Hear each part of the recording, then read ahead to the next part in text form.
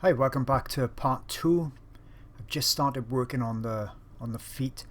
They're not particularly difficult, but they are a bit awkward just because of their size, and there's lots of highlights and shadows around on them. So I'm just going to take them quite slow, make sure I've got everything in the right position, because we've got toes that seemingly go here, there and everywhere, especially on that foot on the right hand side as we look at it. But I'm just gonna, they don't look too awkward, so I'm just actually going to copy what I'm seeing on the photograph, and if I get that right with the shadows, midtones and those highlights, it should read right as the viewer looks at it.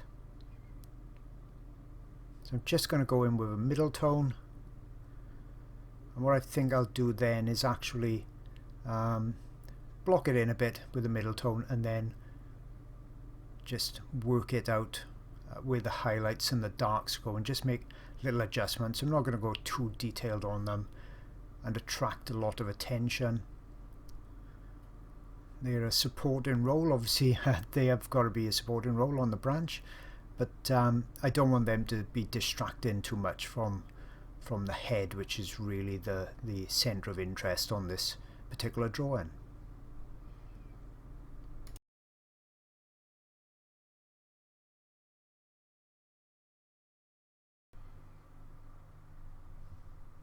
Keeping my pencil fairly sharp, the dark pencil, so that I've got a chance of getting the shapes correct. These are shadow areas. It's going out to the side. I'll come back in and just put the slightest suggestion of details in these shadow areas later on, because I don't want them to be too black an area. I want to still see just the indication of some of that tree texture in there. So I'm just going to carry on with this. Not a lot to say on this section either.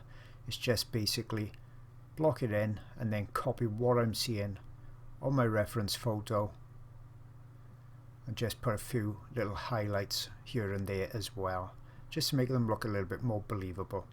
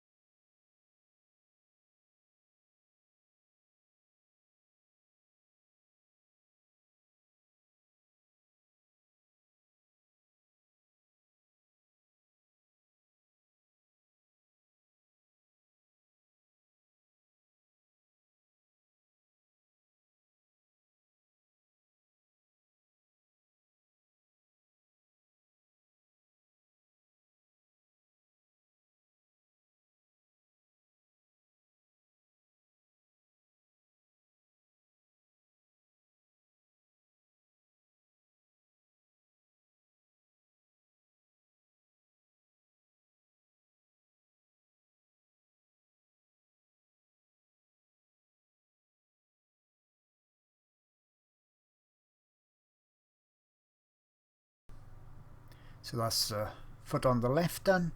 I just do exactly the same now on this one on the right hand side. So once again, just blocking in the major main colours on the toes, then I'll do the darks and then the highlights.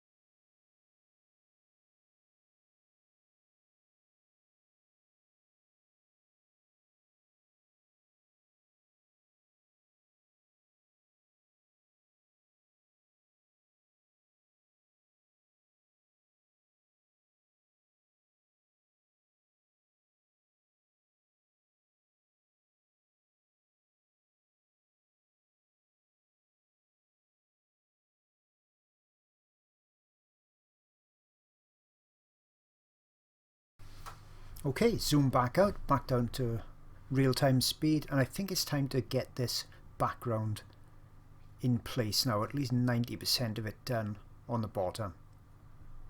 That's then going to make that branch really look like it's coming forwards, because we're going to have blurry on the top and the blurry on the bottom. The tail is off to one side as the bird is just turning slightly. So I'm back with my soft pastels, blocking in, same process that I did on the top, laying down all my colours, and then I'll blend them together with my fingers.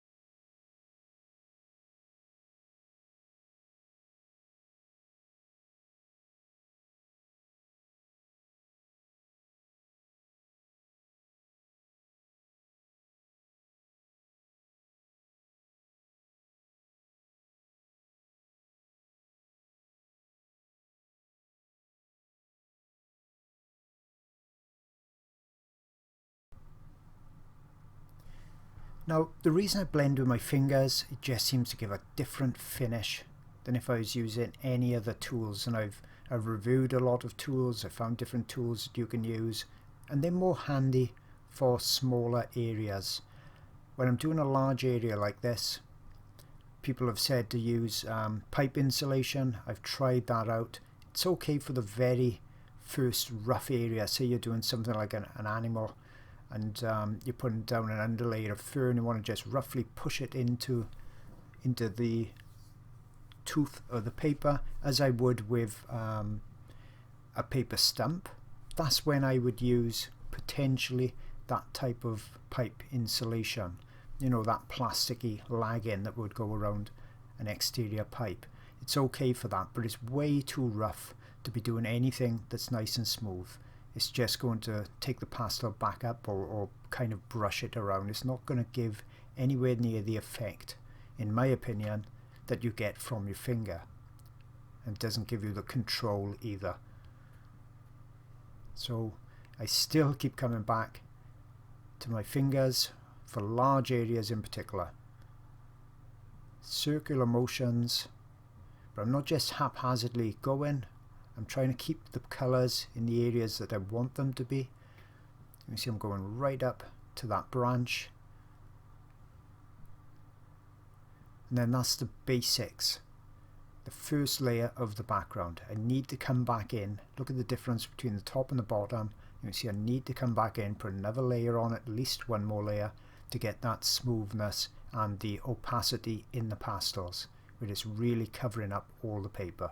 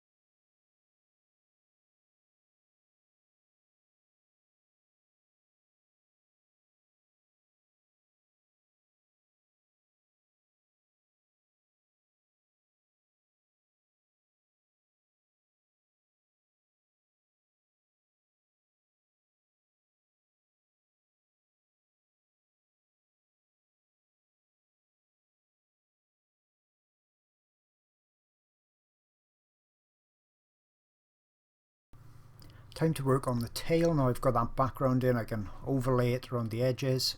So I'll just tidy up the shape a bit. Not a lot of detail at all in the tail. It's pretty much in shadow. So it's just subtle colours, subtle differences in shades as well.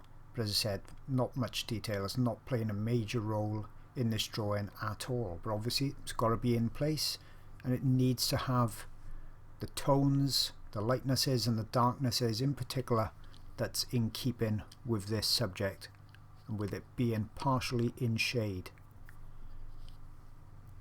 So first things first, let's get the major elements in place. Let's find out where all these lines should live.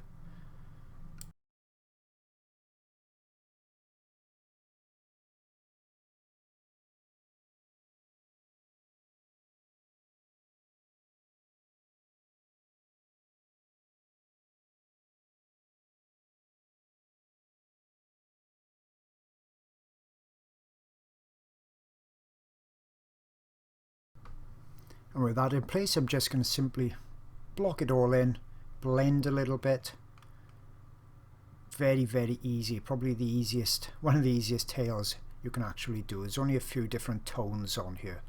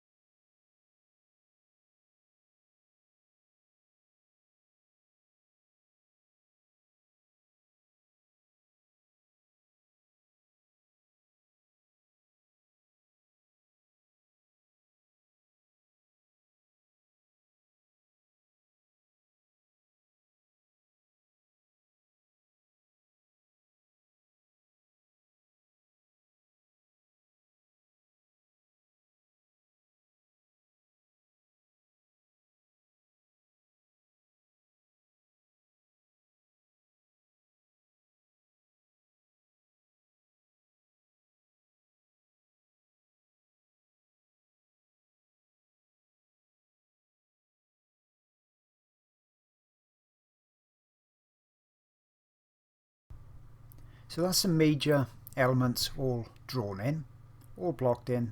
All of the paper has now got pastel down on there, at least one or two layers. And now I'm just refining colours. I can look at it as a whole. As I say, in most of my paintings and drawings, I get to this stage where I can now judge it all together.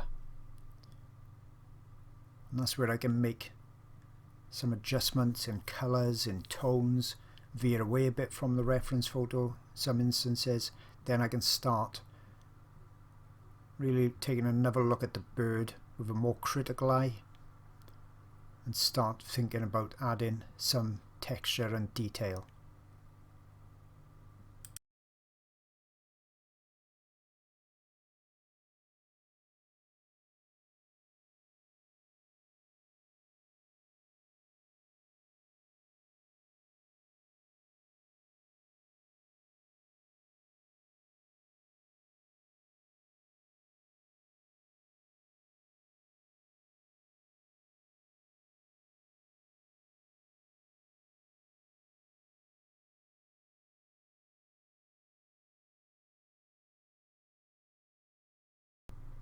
Looking at it again, I need to go even darker on this left hand side. It can be really deceiving how dark you need to go sometimes, especially if, like on this drawing, the one side is really brightly lit. It can cause a lot of deep shading on the other side, and when one side's really lit and the other side's really dark, it's very easy not to go dark enough. Sometimes you haven't got a dark enough colour. Then I glazed black over the top just by using the pencil, just very lightly on its side. Now I'm blending it with the finger, making sure my edges are soft. Sometimes I do edges even softer than they are in the reference photo. It helps to prevent that cutout amateurish look where beginners but one colour up against another. So rather than seeing the bird as a round or a three-dimensional object, they're kind of looking at it as a cutout. So I'm always trying to make that edge a little bit softer. I'm always very aware of the softness of edges. On the branch, I wanted it quite hard. It is a bit softer in places, but that allows that three-dimensional appearance to come forward. But the bird, if you imagined holding it, it would feel soft. So I'm making sure the edge is at least slightly soft in places. So I'm just darkening this a bit more because I need to get it dark enough before I put the details on top.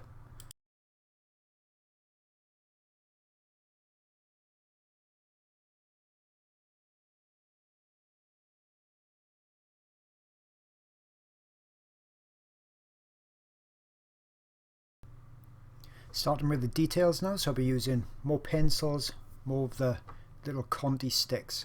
Now it's all about punching up the highlights, putting indications here and there of the feathers, and I'm not putting them everywhere. I'm not trying to make this one look photorealistic, because when you've got subjects like this that are softer in appearance, you can find if you start trying to put in every little feather detail, all of a sudden it starts to look very rigid and forced.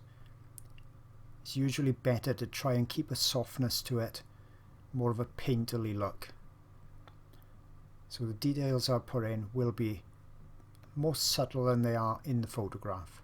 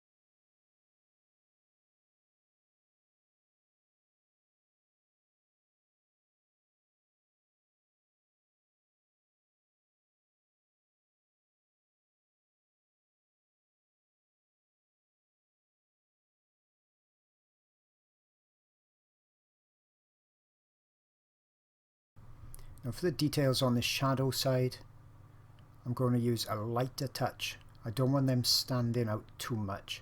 Need to be quite subtle. Need to have some in there, obviously. Can't just let the details drop off to nothing. But as I said, they need to be very subtle, especially in the darker areas. And I've just switched then to a a light green pencil, because in this shadow area the yellow is taken on the green, so I'm assuming we've got something like a green tree or green bush right by the side of the bird, and that's bouncing that strong sunlight into that shadow, bouncing the green into the shadow.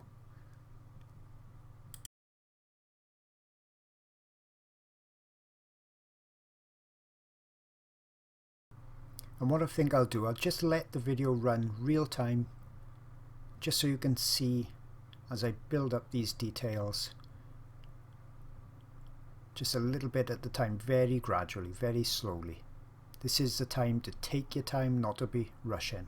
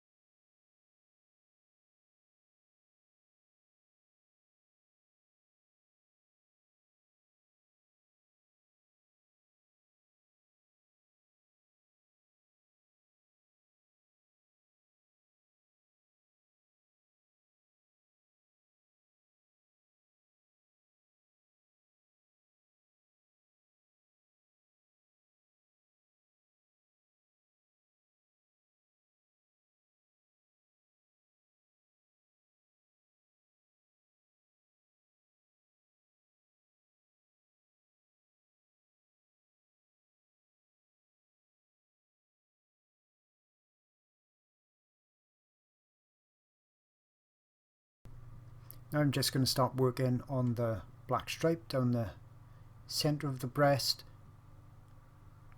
That's a dark green I'm using now. As I said, I haven't got many of these Caran d'Ache pencils, but they've got some fantastic dark browns and dark greens that you don't really find natural looking ones like this in a lot of the other pencil sets. And to the side of this black stripe, is very dark green, so when you study the reference photos you'll see that in there. So don't let your eye fool you. You know it's a black stripe, but don't just think that's the only colour in there.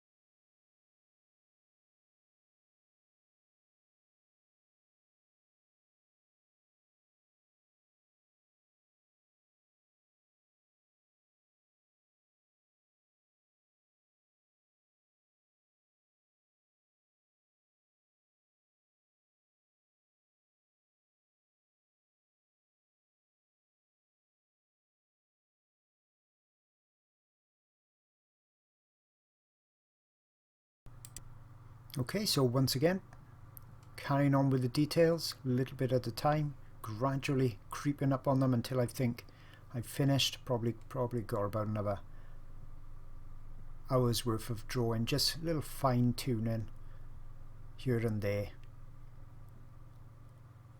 Obviously when you're doing whatever subject you want to do, you know, you can stop whenever you want, put more detail in or put even less detail in.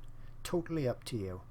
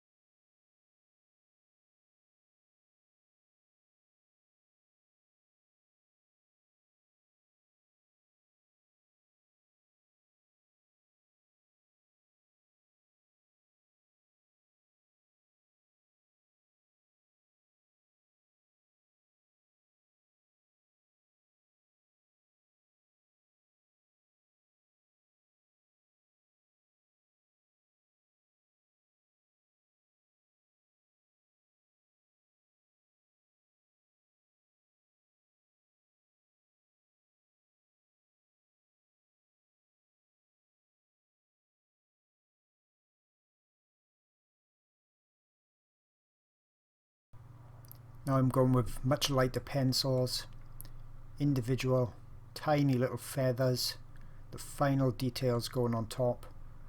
Still trying to keep it quite soft looking, so light touches. You can see I'm not blending with my fingers now. I don't want to soften anything out too much. So just a little light touches, just boosting the colours up here and there, making them zing a bit more. Because this drawing really is about the colours and that lighting effect.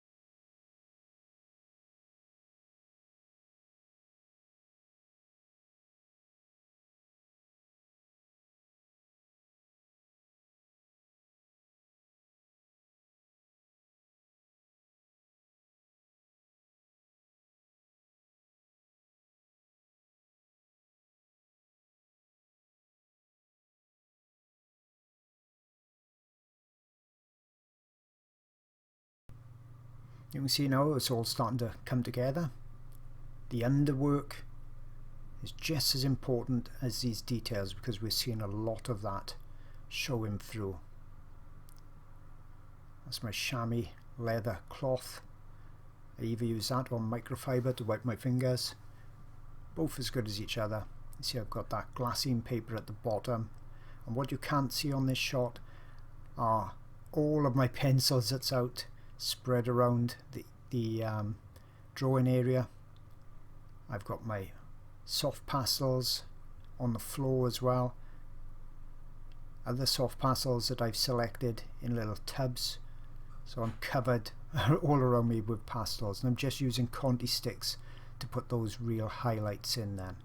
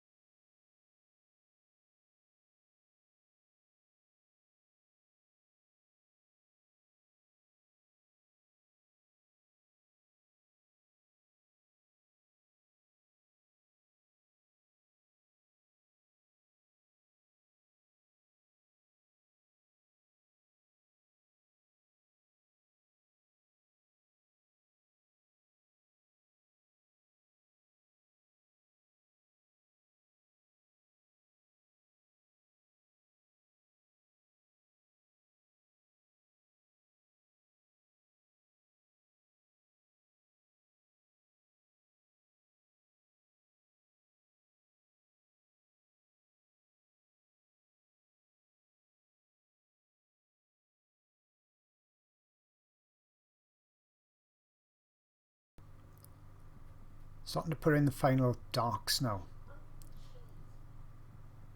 Just little feathers that's coming out in certain areas, just boosting areas that have gone a little bit subdued. And I do this at the end. That's where I really look at the lightest lights and the darkest darks. That's what's going to give me that contrast and make it really a real punchy drawing. This is where I can put the more pure colours on.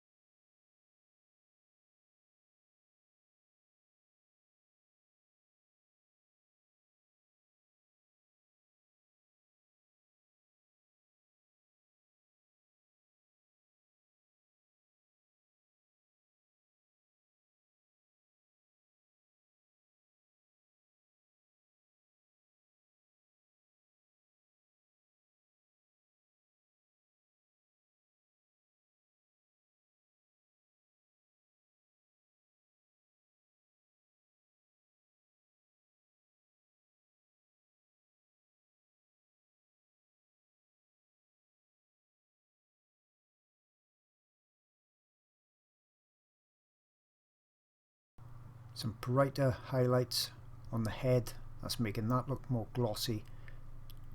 Very steady hand then for around the eye, such a small area to be drawing.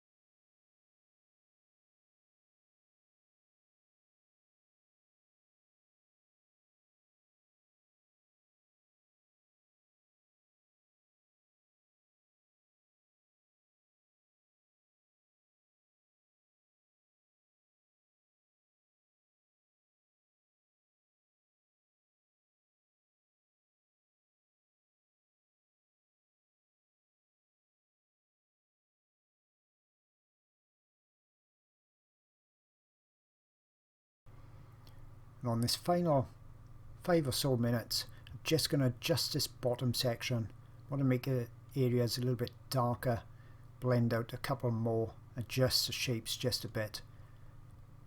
Just my personal preference. So getting the colours in, you can keep layering pretty much on this pastel mat for the backgrounds. We're not going to be detailing anywhere on top, so I can keep adjusting little areas until I'm really satisfied.